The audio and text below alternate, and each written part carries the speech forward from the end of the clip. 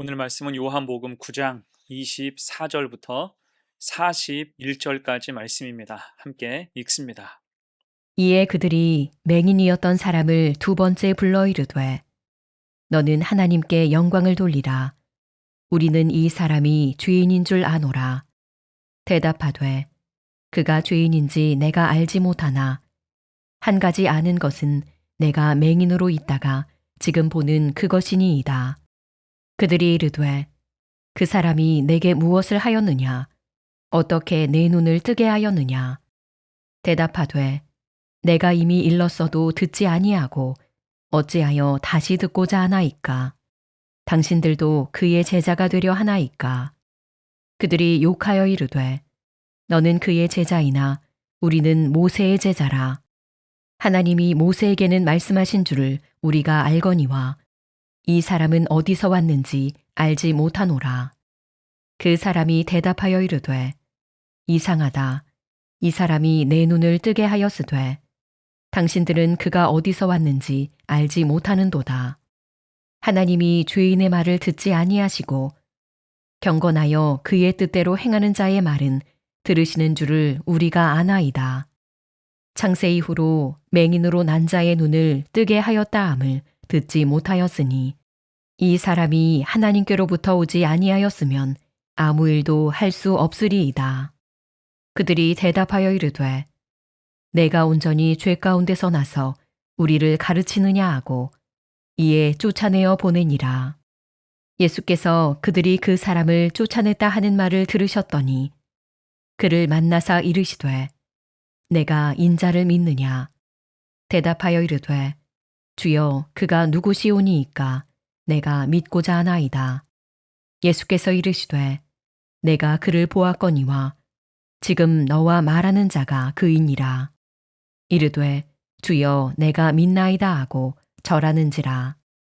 예수께서 이르시되 내가 심판하러 이 세상에 왔으니 보지 못하는 자들은 보게 하고 보는 자들은 맹인이 되게 하려 함이라 하시니 바리새인 중에 예수와 함께 있던 자들이 이 말씀을 듣고 이르되 우리도 맹인인가?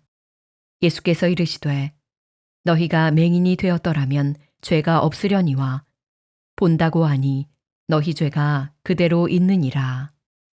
누가 소경인가? 라는 제목으로 말씀 증거합니다.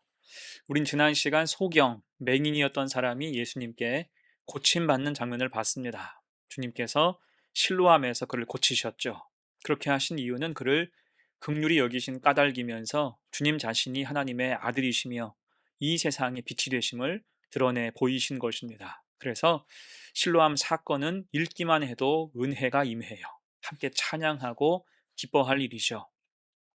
자, 그런데 이 사건은 이후로 이상하게 일이 꼬입니다. 참으로 놀라운 은혜의 사건인데 바리새인들이 개입하면서 이 사건 자체가 논란이 되었어요. 그래서 심지어 맹인이었던 사람을 불러서 신문하고 그 부모를 소환하고 자꾸 진위 여부를 묻고 검증하려고 합니다. 하나님의 은혜가 부어진 사건을 하나님의 은혜 자체로 받지를 못하는 거예요. 자, 그러면 이 바리새인들이 왜 이렇게 집요할까요? 크신 은혜 앞에서 꼬치꼬치 캐 물으면서 의심하는 이유가 무엇일까요? 크게 두 가지로 생각해 봅니다. 첫 번째, 그들은 편견으로 가득했습니다. 바리새인은 주님을 통해 눈을 뜬 자, 맹인이었던 자를 직접 소환하지요. 저위 13절, 그들이 전에 맹인이었던 사람을 데리고 바리새인들에게 갔더라. 자, 그러자 당장 사실관계를 물어요. 네가 어떻게 보게 되었느냐? 그러자 그가 답을 합니다. 15절에서 그 사람이 진흙을 내 눈에 바르매 내가 씻고 보나이다. 곧 기본적인 사실관계, 팩트는 예수라는 사람을 통해서 확실히 눈을 뜨게 됐다는 겁니다. 그런데 이 대화를 통해서 바리새인들은 한 가지 꼬투리를 잡게 돼요. 그게 안식일입니다. 맹인이 고침받은 날이 안식일이었다는 거예요. 원래 율법에서 말하는 안식일법은 하나님을 예배하는 것이 중심이고 목적이었습니다. 그래서 안식일에는 모든 노동, 오락과 쾌락을 일절 금지했어요. 오직 하나님을 향한 온전한 경배를 강조한 것입니다. 그런데 이것이 변질되면서 예수님 시대에는 안식일에 아무것도 하지 않는 게 상식이 되어버렸습니다. 아픈 사람을 고쳐서도 안 되고, 배고픈 사람이 밀 이삭을 잘라 먹어서도 안 되며, 누구를 도와줘서도 안 된다는 것입니다. 이것을 어길 때는 오히려 비난을 사고 정죄받기 일쑤였어요. 자, 그런데 주님은 그 안식일에 맹인의 눈을 뜨게 하신 것입니다. 이것은 의도적으로 그렇게 하신 거죠. 주님이 안식일의 주인이시기 때문입니다. 하지만 그것을 알 턱이 없는 바리새인들은 그걸 빌미로 주님을 정죄하고 싶은 거예요. 그러면서도 스스로 입장 정리가 되지 않는 부분이 있었습니다. 그것은 안식일만으로 문제를 삼기에는 설명되지 않는 부분이 있었기 때문이에요. 16절입니다. 바리새인 중에 어떤 사람은 말하되 이 사람이 안식일을 지키지 아니하니 하나님께로부터 온 자가 아니라 하며, 어떤 사람은 말하되 죄인으로서 어떻게 이러한 표적을 행하겠느냐 하여 그들 중에 분쟁이 있었더니, 곧 한쪽에서는 이 예수라는 사람이 안식일을 지키지 않았으니까 하나님께로부터 온 것이 아니라고 말합니다. 그러자 다른 한쪽에서는 그러면 과연 죄인을 고칠 수 있었겠느냐, 서로 의견이 분분하게 된 거죠. 곧 그들이 가진 편견조차도 일치된 생각이 아니라 각자 딴 생각으로 대립하고 있었습니다. 그러니 본질을 못 보는 거예요. 하나님이 하신 일을 사람의 논리, 자기 생각으로 규명하려고 하니까 제대로 될 리가 없는 것입니다. 또한 기쁨이 전혀 없죠. 하나님이 기쁨을 주셔도 그것을 의심하느라 누릴 수가 없다는 것입니다. 혹시 여러분 속에도 믿음을 가로막고 은혜를 소홀하게 생각하게 하는 편견이 있지는 않습니까? 그 편견 때문에 우리가 본질을 파악하지 못하고 기쁨으로 은혜를 누리지 못하게 되는 거예요. 주님 주시는 생명의 은혜로 그런 편견 모두 소멸되기를 간절히 축원합니다. 영적인 시야가 그래서 밝아져야 돼요. 은혜와 진리, 하나님을 향해서는 언제나 열린 마음으로 긍정해야 하는 것입니다. 그 믿음으로 은혜 충만한 삶을 사시기를 소망합니다. 자, 두 번째예요. 바리새인의 문제 두 번째, 그들은 오만함이 지나쳤어요. 자, 그렇게 이 바리새인들이 맹인을 소환하면서 만족한 답을 얻지 못하자 그들은 그의 부모를 소환해 옵니다. 19절 보세요. 이는 너희 말에 맹인으로 낫다 하는 너희 아들이냐? 그러면 지금은 어떻게 해서 보느냐? 여러분, 이 질문은 굉장히 오만한 질문이죠. 이에 부모는 그들의 사나운 말 앞에서 정죄를 당할까 두려워서 즉답을 피합니다. 자기 아들에게 다 미루어요. 21절에서 누가 그 눈을 뜨게 하였는지 우리는 알지 못하나이다. 그에게 물어보소서. 쩔쩔매고 있어요. 자, 그러자 맹인이었던 자를 다시 소환해요. 2차 소환이에요. 24절, 이에 그들이 맹인이었던 사람을 두 번째 불러 이르되 너는 하나님께 영광을 돌리라. 우리는 이 사람이 죄인인 줄 아노라. 자, 이 말도 굉장히 교묘한 말이죠.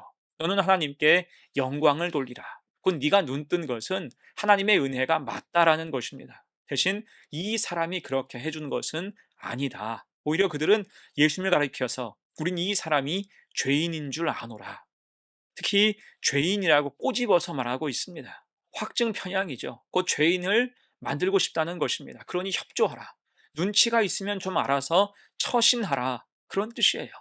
자, 그런데 그들의 말을 듣고 오히려 맹인이었던 자가 담대해집니다. 25절에서 그가 죄인인지 내가 알지 못하나 한 가지 아는 것은 내가 맹인으로 있다가 지금 보는 그것이니이다. 아멘. 그분의 죄인 여부를 떠나서 내가 지금 눈뜬 것은 사실이라는 것입니다. 곧 너희가 죄인이라 지금껏 수군된 내가 눈을 떴으니 눈을 뜨게 한 그분 역시 죄가 있을 리 없다라고 말하는 것과 같은 거예요. 그러자 바리새인들이 또 물어봅니다. 26절에서 그 사람이 내게 무엇을 하였느냐? 어떻게 내 눈을 뜨게 하였느냐? 그러니까 지금 그들은 같은 것을 계속 물어보고 있는 것입니다. 듣고 싶은 답이 따로 있다는 거죠. 사기꾼, 바알세불, 이런 말이 좀 튀어나왔으면 좋겠다는 거예요. 하지만 이 맹인이었던 자는 오히려 정색하면서 이렇게 얘기해요. 27절, 대답하되 내가 이미 일렀어도 듣지 아니하고 어찌하여 다시 듣고자 하나이까? 당신들도 그의 제자가 되려 하나이까? 시원하게 한마디 합니다. 왜 답을 해줘도 계속 같은 것을 묻고 있습니까? 왜 정답에 만족하지 못합니까? 그리고 놀랍게도 이제는 그들의 태도를 꼬집어서 말했습니다. 당신들도 그의 제자가 되려 하나이까? 그런 관심은 너무나 지나치다 그러한 뜻이에요. 자, 그러자 이 말을 듣고 바리새인들이 발끈하죠. 28절에서 그들이 욕하여 이르되 너는 그의 제자이나 우리는 모세의 제자라. 지금 혈기가 오른 것입니다. 그러자 또 맹인이었던 자가 지지 않고 받아쳐요. 30절 말씀, 그 사람이 대답하여 이르되 이상하다. 이 사람이 내 눈을 뜨게 하였으되 당신들은 그가 어디서 왔는지 알지 못하는도다. 아멘. 곧 말로만 모세의 제자라고 우쭐하지 말라는 것입니다. 모세의 제자라면서 왜 기적의 근원을 모르고 하나님이 행하신 기적을 믿지 아니하느냐? 이런 기적이 성경에 또 있느냐? 제대로 한 방 먹인 것과 같습니다. 여러분, 얼마나 지금 이 사람의 말이 담대합니까? 이제 막 눈을 뜬 사람이 눈에 뵈는 게 없는 것처럼 덤비면서 지금 바리새인들의 오만함과 무지함을 면전에서 지적하고 있는 거예요. 결국 이 말 때문에 맹인이었던 자는 그들 앞에서 쫓겨나고 말지요. 34절, 그들이 대답하여 이르되 내가 온전히 죄 가운데서 우리를 가르치느냐 하고 이에 쫓아내어 보내니라. 건방진 놈 하면서 쫓아버렸어요. 아마 더 심한 모진 말을 들었을 것입니다. 하지만 그 쫓겨난 자리에 누가 오십니까?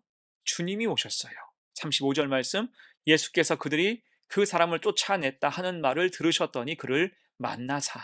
참 놀라운 장면이에요. 오만한 율법주의 앞에 무릎 꿇지 않고 믿음을 지키다가 쫓겨나니까 오히려 은혜의 자리가 열리는 것입니다. 주님이 찾아오셨고 친히 물으셨어요. 네가 인자를 믿느냐? 이에 37절과 38절을 함께 읽습니다. 예수께서 이르시되 내가 그를 보았거니와 지금 너와 말하는 자가 그이니라. 이르되 주여 내가 믿나이다 하고 절하는지라. 아멘. 내가 믿나이다. 주님을 영접했어요. 참빛, 이제는 생명빛이 그에게 쏟아지는 것입니다. 그럴 때 이 사람에게 오늘 구원이 임했죠. 육신의 치유뿐 아니라 이제 영혼까지 온전히 회복된 것입니다. 여러분, 그래서 우리도 지금 당장은 위세가 있어 보이는 오만과 교만에 대해서는 일절 동조하지 말아야 할 것입니다. 자꾸 우리를 미혹하지만 그것은 반드시 무너지게 되어 있어요. 대신 오직 예수, 은혜와 진리 안에서 겸손하고 담대하게 늘 살아가는 복된 성도가 되시기를 간절히 축원합니다. 하면 이제 말씀에 결론 내립니다. 오늘 본문의 핵심은 맹인이었던 자의 믿음이죠. 그는 눈만 떠진 게 아니었습니다. 그 믿음이 갈수록 또렷해져요. 여러분에게 이런 믿음의 성장이 있어야 할 겁니다. 곧 오늘 이 맹인을 치유하신 사건은 상징적입니다. 육신의 맹인은 치유됐지만 바리새인 같은 영적인 맹인은 그대로라는 거지요. 39절로 40절 봅니다. 예수께서 이르시되 내가 심판하러 이 세상에 왔으니 보지 못하는 자들은 보게 하고 보는 자들은 맹인이 되게 하려 함이라 하시니 바리새인 중에 예수와 함께 있던 자들이 이 말씀을 듣고 이르되 우리도 맹인인가? 자, 그들은 그대로였어요. 왜요? 그들 속에 죄를 인식하지 못하고 주님 말씀을 받지 못하고 주님을 온전히 바라보지 못했기 때문이에요. 영적인 눈이 모두 닫혔기 때문인 거예요. 이에 우리는 온전히 주님을 바라보면서 편견이 아니라 은혜, 비굴함이 아니라 담대함으로 항상 믿음 지켜 살아가는 거룩한 성도가 되시기를 간절히 축원합니다. 아멘. 함께 기도합니다. 사랑의 하나님, 오늘 말씀을 통해 우리의 영적인 눈이 어디를 향하고 있는지 돌아보게 하시니 감사합니다. 우리가 바리새인들처럼 낡은 편견과 오만함에 갇혀 눈앞에 있는 하나님의 큰 은혜를 알아보지 못하는 영적인 소경으로 살지 않게 하옵소서. 내 생각과 고집, 편견을 벗고 오직 세상의 빛 되신 예수 그리스도만을 온전히 바라보며 살게 하옵소서. 그래서 세상의 위협과 정죄 앞에서도 내가 믿나이다 라고 고백했던 오늘 맹인처럼 우리 또한 어떤 상황 속에서도 주님을 시인하는 담대한 믿음으로 살게 하옵소서. 육신의 눈뿐 아니라 영혼의 눈까지 밝아져 날마다 주님이 행하시는 구원의 역사를 기쁨으로 누리며 살아가게 하옵소서. 감사드리며 예수님의 이름으로 기도합니다. 아멘.